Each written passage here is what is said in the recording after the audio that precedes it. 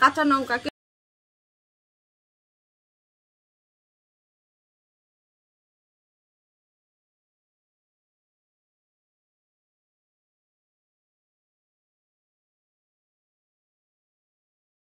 Hello YouTube family, কেমন আছো সবাই? আশা করি সবাই ভালো আছো, আমিও ভালো আছি।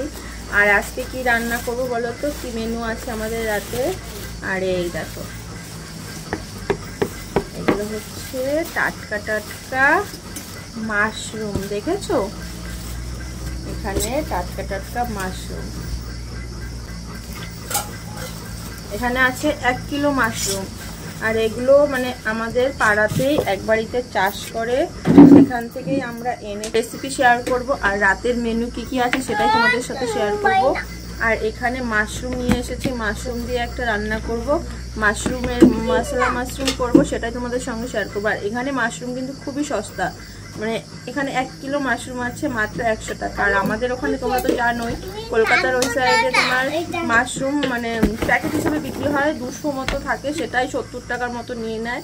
আর এখানে খুব সস্তা। আর মানে এগুলো কিন্তু চাষের মাশরুম, মানে আমাদের পাড়ায় এক বাড়িতে চাষ করে, তো সেখান থেকে দিয়েছে। দেখেছো কতটা টাটকা, দেখে তোমরা বুঝতে পারবে। দেখো কি করে পরিষ্কার করছি, পরিষ্কার করে রান্না করবো, রান্নাটাই তোমাদের সঙ্গে শেয়ার করবো। দেখতে থাকো, পাশে থাকো, তোমাদের অবশ্যই ভালো লাগবে। আর তোমরা একদিন ট্রাই করবে, দেখবে ভালো লাগবে। সব কিছু কেটে দিচ্ছে, আর আমি এখানে সব কিছু পরিষ্কার করছি, মানে সব কিছু বলতে সরি, মাশরুমগুলো পরিষ্কার করছি। আর মাশরুমগুলো কী করে পরিষ্কার করবে, এই দেখো মাশরুমগুলো রয়েছে তো, এইভাবে গাছটা করে তোমরা মানে এখান থেকে ছাড়াবে, ছাড়িয়ে এই দেখো নিচের অংশটা আছে তো, নিচের অংশটা ফেলে দেবে।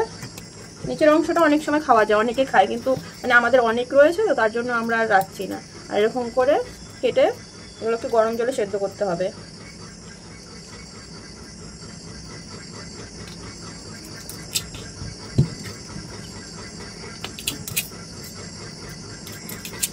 আর এই মাশরুমটা মানে আমি ফার্স্ট খেয়েছিলাম আমাদের এখানে একটা ধাবাতে, খান্ডালা ধাবাতে। আমি তখন কয় ক্লাসে পড়ি, তখন আমি ক্লাস 9-এ মনে হয় পড়ি। আমার বাবার সঙ্গে গিয়ে খেয়েছিলাম। আর সত্যি কথা বলতে মাংসর থেকেও আমার মাশরুমটা প্রিয় এখন হয়ে গেছে। আর আমার বড় এখানে মানে এখানে বিয়ে হওয়ার 6 মাস পরে আমরা এখানে এসেছিলাম একবার, তখন আমার বড় সেই ধাবাতেই খেয়েছিলাম আমরা মশলা মাশরুম আর বাটার নান দিয়ে খেয়েছিলাম। এত টেস্টি লেগেছিল, তার জন্য আমার বড়েরও এখন মানে এখানে আসলে মাশরুমটা বেশি করে খেতে চায়, মানে ওর স্পেশাল বলে এখানকার মাশরুম খুব ভালো লাগে। আর ও আসলে 2 থেকে 3 বার আমাদের মাশরুম রান্না হয়, এইবারই মানে এই ফার্স্ট হচ্ছে, এইবার আসার পরে এখনও খাওয়া হয়নি। তাই ভাবলাম যে যাওয়ার আগে আরেকবার খেয়ে নিই। আর মা বললো যে এখানে আরেক জায়গায় চাষ করছে, আগে যেখানে চাষ করতো ওখানে এখন চাষ করা বন্ধ করে দিয়েছে বলে, না আমি অত পাত্তা দিইনি, বলিনি যে মাশরুম নিয়ে আসো। পরে আবার বললো যে মানে আমার বর এসেছে, ও তো মাশরুম খেতে ভালোবাসে, তাহলে পাশের বাড়িতে এক বাড়িতে মাশরুম হয়েছে, তাহলে আনবো না। আমি বললাম ঠিক আছে, আমি তো ভেবেছিলাম যে মাশরুম নেই তাই আনতে না করেছি, বুঝেছো।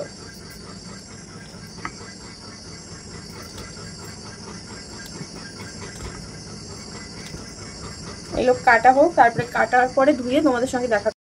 দেখো মাশরুমগুলো ধুয়ে এনে এবার বসিয়ে দিয়েছি, এবার সেদ্ধ করতে দেবো। আর সেদ্ধ হয়ে গেলে তারপরে নামাবো, মানে সেদ্ধ মানে কি বলো তো, একটু ভাপাবো, ভাপিয়ে নিয়ে তারপরে জল ঝরিয়ে আবার ভালো করে ধুতে হবে। একবার তো ধুয়ে আনলাম, আবার জল ঝরিয়ে ভালো করে ধুতে হবে। আর এখন এটা মানে এই এমনি দেখো চটকানো চটকানো হয়ে গেছে, দেখেছো। একটু সেদ্ধ হওয়ার পরে কিন্তু নরম, এখন নরম যেমন আছে, সেদ্ধ হয়ে গেলে কিন্তু এটা শক্ত হয়ে যাবে। এখন বাজারে থেকে মোমো নিয়ে আসলো, আর এখন মোমো খাবো, মোমো খেয়ে মাশরুমটা তাড়াতাড়ি রান্না করব। আর এই যে ফাঁকিবাজ আমাকে একটু ক্যামেরা ধরে দিয়ে একটু রসুন ছুলে দিয়ে চলে গেছে টিভি দেখতে, যেই শুনেছে মোমো নিয়ে এসেছে ঝটপট চলে এসেছে মোমো খাওয়ার জন্য। আর আমার এখনো কিচ্ছু রেডি হয়নি, এই দেখো দেখেছো, এখনো পেঁয়াজ রসুন ছুলতে হবে, পেস্ট করতে হবে, তারপরে করব। কখন যে হবে, আবার লুচি করার জন্য আবার ময়দা ময়াম দিতে হবে।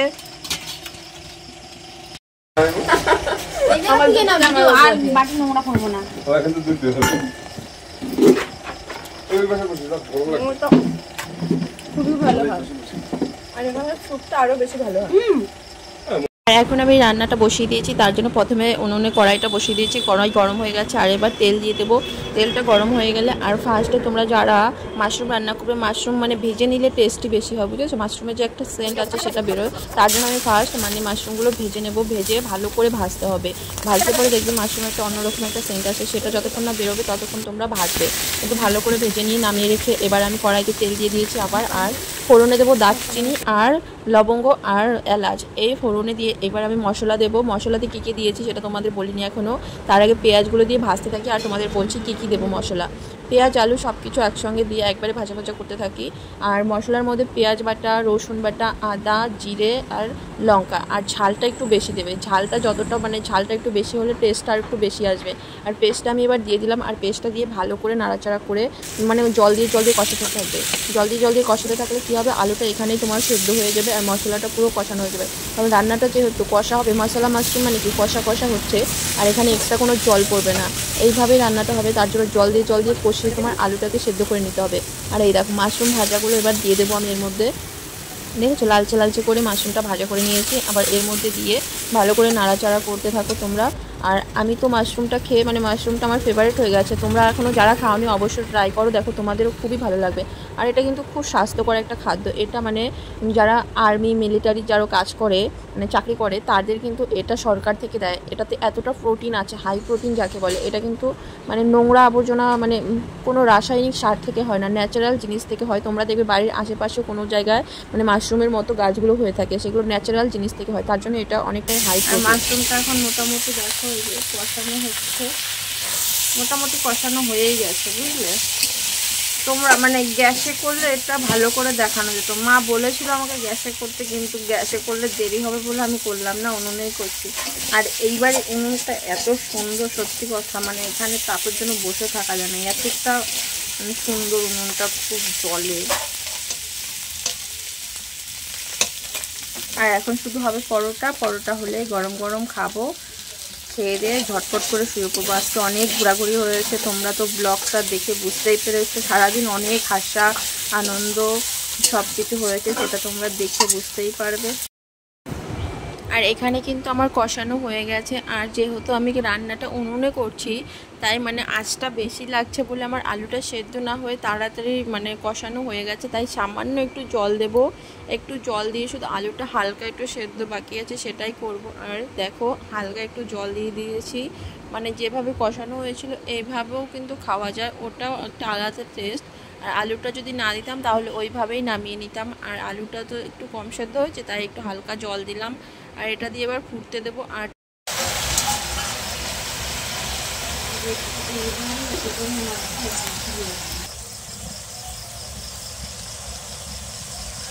দেখো এখন মোটামুটি হয়ে গেছে। এখন জাল বন্ধ করে দিয়ে এইভাবেই রেখে দেব। সব কিছু দেওয়া কমপ্লিট। এবার এইভাবে রেখে দেবো, একটু রেখে দেওয়ার পরে যখন তেলটা ছেড়ে যাবে তখন এটা নামাবো, বুঝতে পারলে? তাহলে রেডি হয়ে গেল আমার মাশরুম রান্না। কিন্তু খুবই সহজ আর খেতে খুবই টেস্টি। তোমরা একবার ট্রাই করে দেখো, অবশ্যই ভালো লাগবে। তেল ছেড়ে গেছে, এবার বুঝবে এরকম হয়ে গেলে হয়ে গেছে। এবার আমি নামিয়ে নেব তরকারিটা। আর একটা জিনিস দিলাম সেটা তোমরা দেখতে পারলে, আমি তোমাদের বলিনি, সেটা হচ্ছে গরম মশলা বাটা। আর আমাদের এই বাড়িতে যেহেতু অনেক গুঁড়ো গরম মশলা খায় না, পাটায় বেটে গরম মশলা দেয়, আর সেটাই আমি দিলাম। আর পাটায় বাটা গরম মশলা অনেক টেস্টি, মানে তোমরা খেয়ে দেবে, সেন্টটা অন্যরকম হয়। আর ফাইনালি আমার রান্না হয়ে গেছে, ফাইনাল লুক দেখো কেমন লাগছে অবশ্যই বলবে। খেতেও খুবই টেস্টি হয়েছিল, যারা খাওনি অবশ্যই চেষ্টা করবে, খুব ভালো লাগবে। আমরা তো এবার আজকে পরোটা দিয়ে খেতে চেয়েছিলাম কিন্তু পরোটা করিনি, আমি এখন লুচি করব, লুচি দিয়েই মানে মাশরুমটা খাবো। তোমরা যারা যারা খাওনি অবশ্যই চেষ্টা করো, এটার সঙ্গে বাটার নান দিয়ে আরও বেশি ভালো লাগবে, বুঝতে?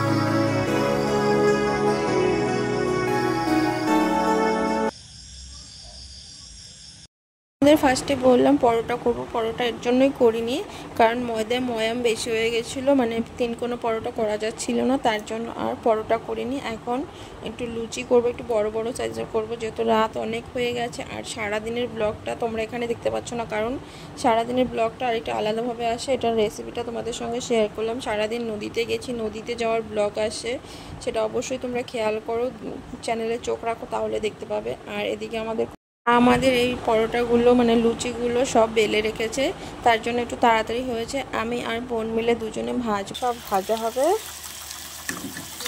ভাজছে এই যে আমার আন্না দিদি ভাই। এখন আন্না দিদি ভাই আর কোনোদিন যাবে না। সত্যি কথা বলতে আমরা 4 বোনের মধ্যে ও আমার 3 নাম্বার বোন। তোমাদের সত্যি কথা বলে দিলাম আজকে, তোমরা ভেবো না আবার আমরা আলাদা। আমরা মুখের শেপ দেখে হয়তো তোমরা অনেকেই কমেন্ট করো, দেখি তো দিদি তোমরা দুজন একই রকম দেখতে। সত্যি বলতে আমরা 4 বোনের, ও 3 নাম্বার বোন আমার, যাকে বলে সেজো বউ। সেজো বউ আমাদের বাড়ি, সেজো বউ। এই যে আমাদের বাড়ির সেজো বউ, দেখেছো সেজো বউয়ের মুখ। 2000 years later. খেলো দুধ রুটি আর এখন খাচ্ছে লাড্ডু দিয়ে লুচি। পাপা কি খাচ্ছ তুমি বলো? লুচি কেমন লাগছে? ভালো? কেমন হয়েছে বলো? এই যে লাড্ডু ভক্ত ছেলে আমার। হ্যাঁ একটা ভিডিও করো। কি খাচ্ছ বলো বলো বলো বলো, মুখটা দেখাও, মুখটা দেখাও, বলো কি খাচ্ছ পাপা, বলো কি খাচ্ছ? এই যে লক্ষ্মীটি, তাকাও তাকাও।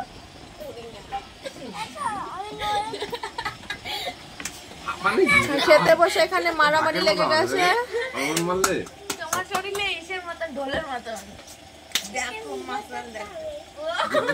আর এখানে আমার ছেলে ভিডিও করার জন্য উপরে তুলে রাখছে, হয়ে গেছে ভিডিও। না বলে 3টে খাবো, 3টে খেলে আমার পেট ফুল হয়ে যাবে। আমাদের মধ্যে 10 টাকা পিস বাজি, তুমি দাও যে 500 টাকা রাখো। তুমি রাখো না, আরে তুমি জিতলে আমি, আমি জিতলে তুমি।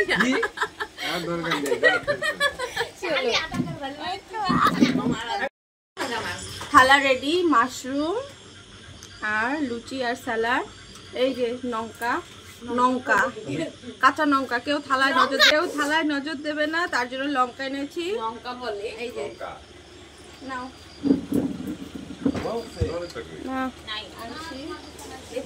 না, শুরু করো জামাই বাবু। কি জানো এই যে সবাই খাচ্ছি, সবাইকে খেতে দিয়ে বসে পড়েছি। সত্যি কথা খাবারটা খুবই টেস্টি হয়েছে, আর এর সঙ্গে কাঁচা পেঁয়াজ আর স্যালাডের জন্য খাবারটা আরও বেশি ভালো লাগছে। আর রাতেবেলা কাঁচা পেঁয়াজ আর শসা ছাড়া খেতে ভালো লাগে না, ওটা দিয়ে সবাই মিলে খাচ্ছি। তোমরা ঝটপট কমেন্ট করো আমাদের ভিডিওটা কেমন লাগলো, সবাই কমেন্ট করে বলো।